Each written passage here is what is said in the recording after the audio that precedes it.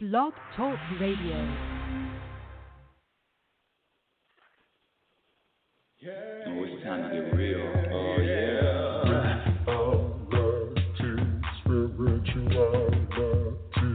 It's a new experience. Reality, Spirituality. Yeah, keep your ears open for this one now. Reality, Spirituality. You got a question for RLN? Reality, Spirituality. Yeah, it's time to get some answers, baby. Reality, Spirituality. Oh, now we get real. Reality, Spirituality. Yeah, it's time to get down. Reality, Spirituality. Yeah, you gonna feel good now. Get real good. Now, that's what I'm talking about. Time to get real. Welcome, everyone. Welcome to Reality Spirituality. I'm your host, the happiness specialist of the world, Rebecca L. Norrington. Thank you for being here. Thank you for listening. Thank you for sharing with your friends. I get new listeners every week. I appreciate all of you. Thank you, thank you, thank you. Oh, this life, right? What a roller coaster of a ride. Up and down and all around, and the challenges and the lessons, and oh my goodness, it's just, sometimes it can be overwhelming even for me. Trust me, my dear audience, don't think that what I share on this show every week, Reality Spirituality, that I'm not up here practicing and experiencing the same things you are. Trust me, my dear audience, the difference is, what do you prioritize in your life? What are the 10 top things that you prioritize in your life? You know what? Scratch the 10. Give me 5. And that's really important to write down and to ask yourself. I'm around people a lot during when I'm out in public, and sometimes these questions, I was surprised. I asked someone last week, well, what is the most important thing to them in their life? And they stopped and they said, well, I haven't really thought about that. So all I do on this show is just share my perspective, share tools, strategies, life strategies, just so I can navigate through this journey and feel at peace and feel balanced and relaxed and just feel good, have a vibration of peace. You know what I'm talking about. Can you sustain peace? Well, like I've said before, and I'm going to use peace, same as happiness, peace, contentment, same as happiness. It's a vibration of knowing that person in the mirror is doing just fine, and everything that person in the mirror everything that the person in the mirror is experiencing is a necessary experience.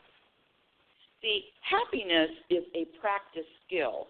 Happiness comes from committing to wanting to be happy or wanting to feel. And when I say happy, I'm talking about this vibration of peace. This vibration, you're either vibrating peace or you're vibrating something else. And I'm on the peace train. And it is a practice, moment-by-moment practice. And what I do on this show and what I share on this show is what to practice and what to eliminate. It's very simple, my dear audience. They're very simple concepts. There is a formula. There is a formula to being peaceful, to feeling happy, to feeling relaxed, to feeling balanced throughout the storm. I'm not talking about being happy when the sun is shining. I'm talking about being happy and content when it's raining and there's a storm outside and there's turbulence and the waves are crashing and up and down and up and down. That's what I'm talking about. That's what this show shares with you. There are a lot of behaviors that we were all programmed to behave like. And it is the programming that is the issue, and we've talked about it before. And one of the things that I had it, I still have remnants of it, is this emotion, this vibration of pride. And before we get into that, because there cannot be any peace where there's pride. If you want to feel at peace, if you want to have this balance, there cannot be one speck, 1 ounce of pride anywhere in the neighborhood, anywhere in the vicinity. Pride, there is no room. When I say pride, there is no room for pride when there's peace. They don't exist together. But before I do that, let me just share with you who the heck I am, especially for the new people. Everybody else can go and take a couple of minute break if you don't want to hear it again and again and again. As a happiness specialist, I am committed to practicing in every single moment, making choices, and my choices are always between peace and drama. And it is a conscious choice. So the consciousness and the self-awareness is also a practice. There is absolutely nothing that comes out of my mouth. I don't care if I'm annoyed. I don't care if I'm irritated. I don't care if I'm happy. There is nothing that comes out of my mouth that isn't a conscious choice. And what happens is, what I find is, people talk, people respond, people react based on a program. Somebody steps on your toe, or scratch the step on the toe. Somebody cuts you off in traffic. Now you are, especially for my California people, and New York people, somebody cuts you off in traffic.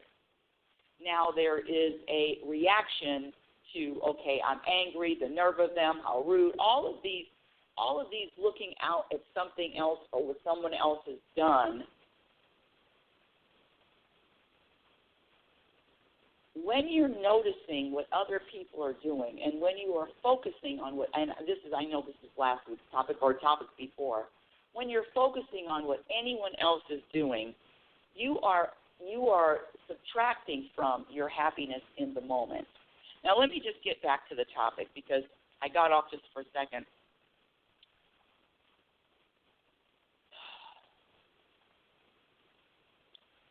When I say making a commitment to wanting to be happier, it is a practice, it is a priority, it is a focus that when you commit to the practice, I'm not going to say when, I'm not going to tell you when, I'm not going to tell you how, but what I'm saying is, when you make a commitment and you practice, and it is a priority for you, to you. It's not about your health, it's not about your finances, it's not about your relationships, it's not about your coworkers, it's not about your family, it's not about how you look. It is about feeling peaceful. And when you prioritizing, feeling, being, identifying, being peace,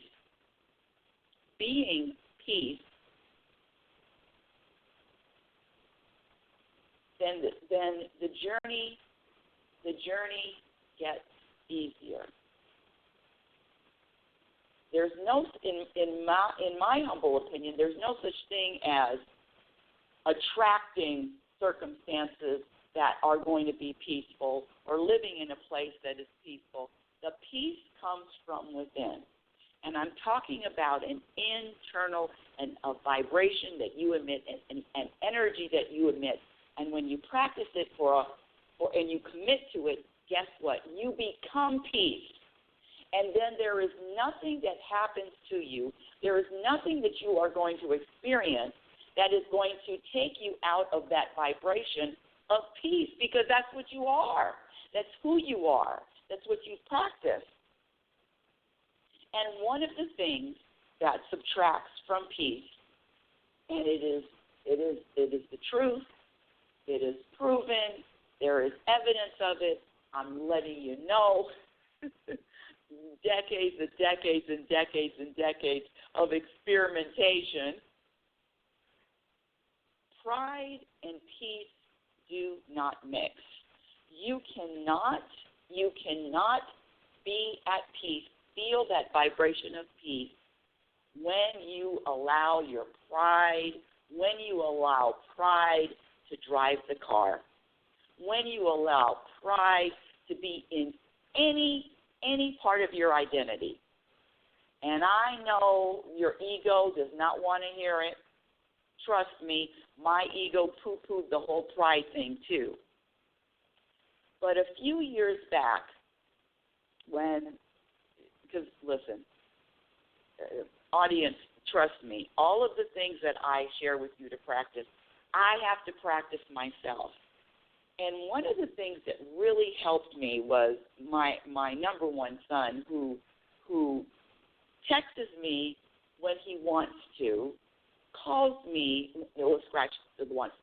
texts me when he's inspired to, calls me when he's inspired to, and the pride on my side of the coin is, if I call him or I text him and he doesn't call back or he doesn't text back right away, that's okay. See, the pride gets in, the ego gets in when you're expecting something from someone else. You expect them to call, how about this one? How about this one? How about this one? Do you remember this? Because I did this a lot. Well, he started it. He started the argument, so he's supposed to call me and apologize. Have you ever sat there pouting, waiting for someone else to make the first move? It's called making the first move. I'm not going to make the first move. It's their fault. They're supposed to make the first move. You know what I'm talking about out there, my dear audience. Don't pretend you don't know the I'm not going to make the first move. It's their responsibility. All that making the first move, all of that ego pride, I'm sorry, is just bullshit. And why is it bullshit? Because it subtracts from your peace. Now, the ego will do anything. It is a ferocious, non-sleeping, non-resting entity that does not want you to feel good or does not want you to have 1 ounce of peace. In fact, the ego and peace do not mix. There is nothing peaceful about this ego. Not to hate on it, but there's nothing peaceful about the ego. But let me say something. And so the ego is all about being prideful. The ego is all about the one being right. When you're right, you know you're right, and so now you have the stand, and I'm not going to bend, and I'm right, and they're supposed to crawl back to me. And it is a hard practice. It is a difficult practice on the ego to let go of pride. But when you prioritize happiness, it's going to be easy to let go of it. And you can start like this. I never have a problem without a solution. You can start like this. Call back even if they haven't called you. I remember thinking, certain friends I would have, well, I'm always calling them, and they don't call me, and I'm going to wait until they call first. You know what I'm talking about, audience. You know. And that just had to go out the window. I don't care if I've had a back and forth argument with you. I don't care if there's been a conflict. I don't care if you've insulted me. Of course, if you practice committing to happiness, you cannot be insulted, but that's another topic. That's about words and how words are not powerful, regardless of what you think. Words have been programmed to be powerful, but in reality, they're not powerful. They're just letters put together. And the power comes from whatever opinion you have about yourself and whatever the opinion you feel and you know about yourself. No one can insult you. No one can offend you. No one can hurt your feelings. When you feel solid in who you are and you are solid in your own opinion, and, my opinion is the same as the universe's opinion. Whatever the universe feels about me, that's what I feel about myself. It's a practice that has helped me with not taking anything anybody says seriously and being able to call back, text back, apologize quickly, recover quickly. That pride thing, the recovery time I'm talking about. How long are we going to hang on to? How long are you going to hang on to? What do they call that? Oh, holding a grudge. Oh my goodness, I was the best grudge holder. I could hold a grudge for years. Don't tell anybody. I could hold grudges for years. And then everybody in my life that I can think of right now that is still holding a grudge that will not speak to me. Can you believe it? I have a few people that don't speak to me. It's so funny. That, they're upset for some reason.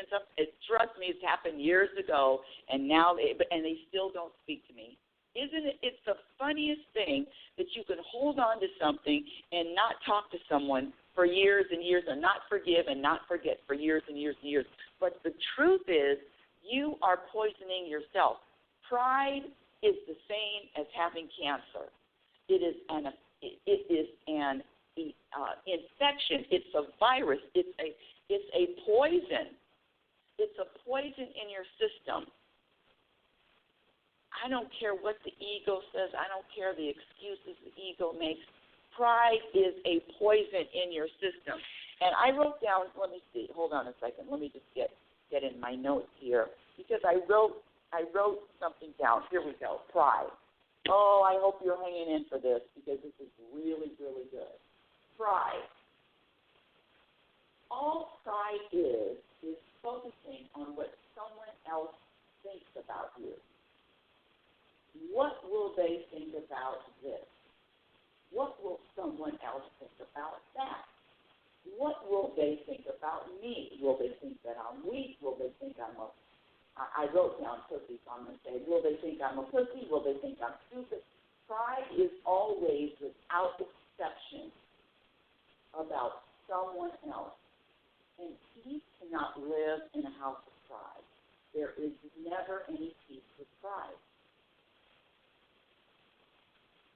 Pride is always focusing on what someone else thinks. Oh, if I call back now, if I call back the next day, if I call back in the next 5 minutes, I'm going to be perceived as weak. You know what I'm talking about, audience. Don't leave me up here hanging like I'm the only one that has experienced that knows that yes, I'm not going to call back. You're going to be the first one to call back. You're going to be the first one to apologize. I'm telling you right now, if there's any conflict in my life, I am so quick to apologize in 2 seconds. I mean, you know what?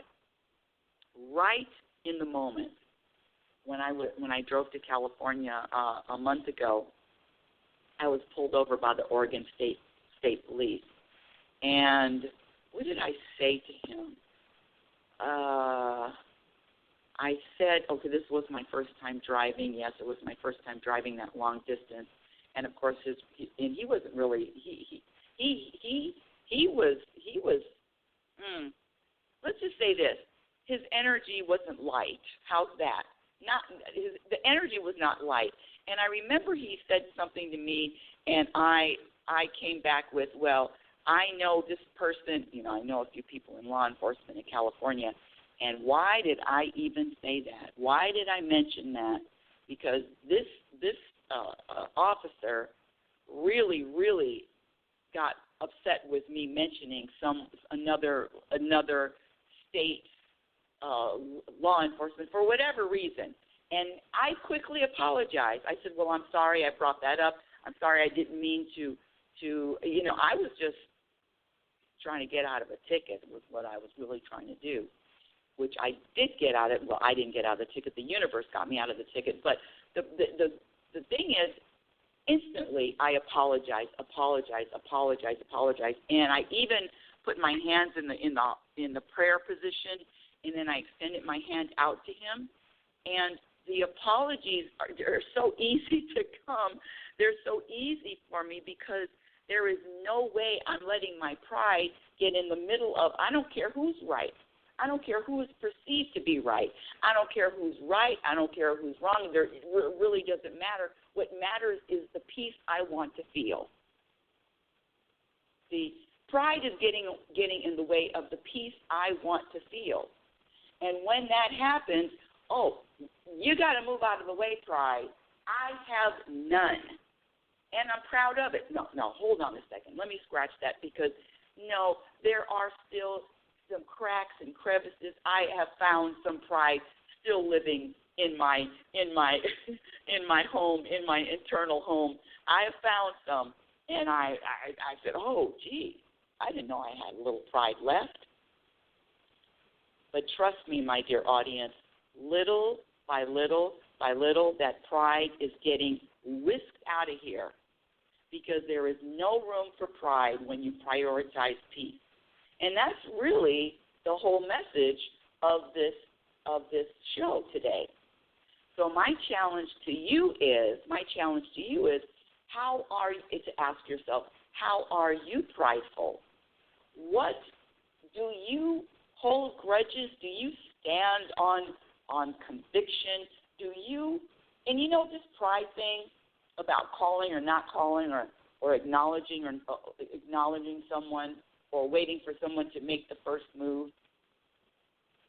When you wait for someone to make the first move, number one, you're using a lot of time. We only have a few. We only have a few moments here. So you're going to spend your time with this energy that doesn't serve you in any way, that disrupts your peace. You're going to choose that, or you're going to swallow. You're going to say, you know what, ego, sit down for this one. I'm making the first move. I am going to try to smooth whatever issue it is over. I don't care what it is. The other person can always be right. I don't need to be right anymore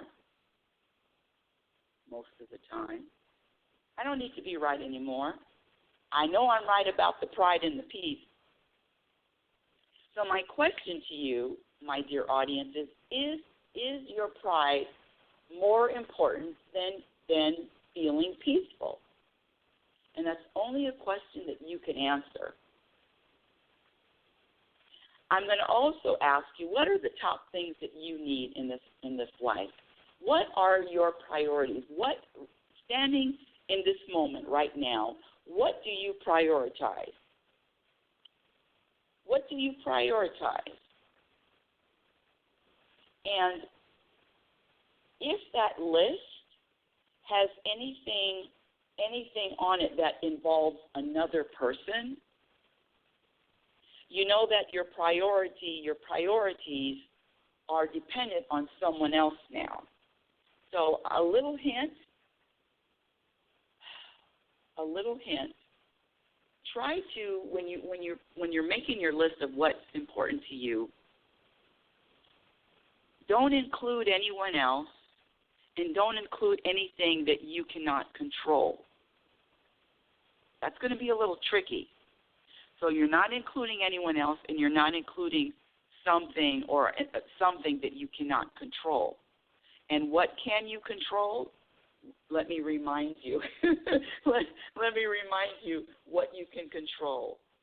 What you can control is prioritizing and making a commitment to wanting to be happier, prioritizing, making a commitment to wanting to feel peace or identifying with peace or having peace as your identity, a moment-by-moment commitment to wanting to be happier, surrendering in every moment, humbling the ego, being yourself, accepting self, accepting others, accepting it all, living consciously, being okay with uncertainty, allowing, trusting, letting go, choosing your perspective, choosing your focus, staying out of other people's business, and practice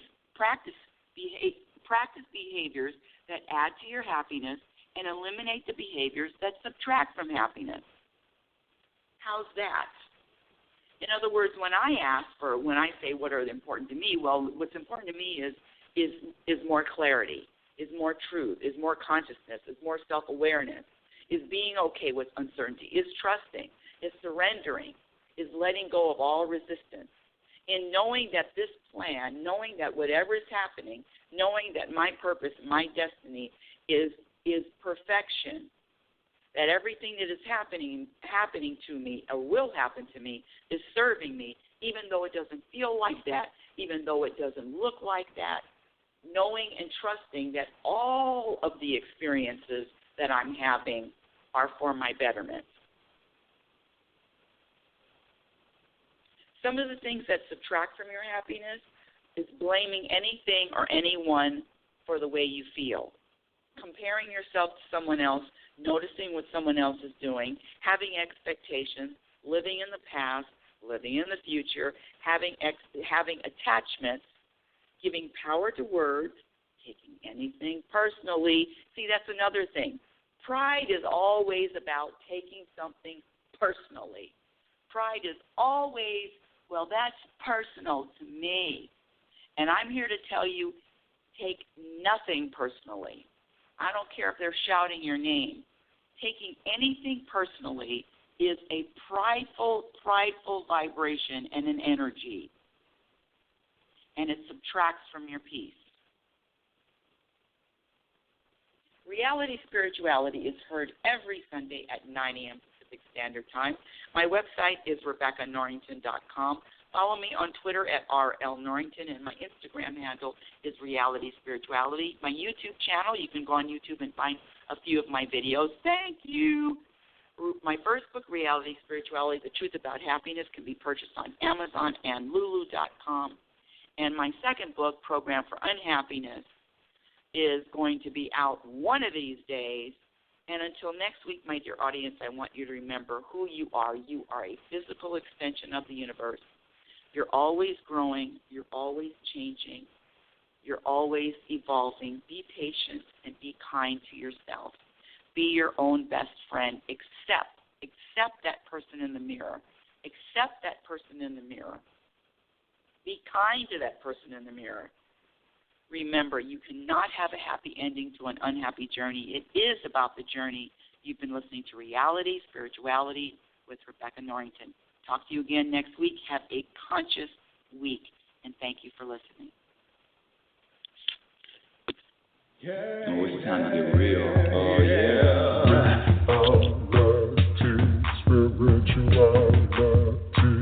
It's the new experience. Reality Spirituality. Yeah, keep your ears open for this one, man. Reality Spirituality. You got a question for RLN? Reality Spirituality. Yeah, it's time to get some answers, baby. Reality Spirituality. Oh, now we getting real. Getting real.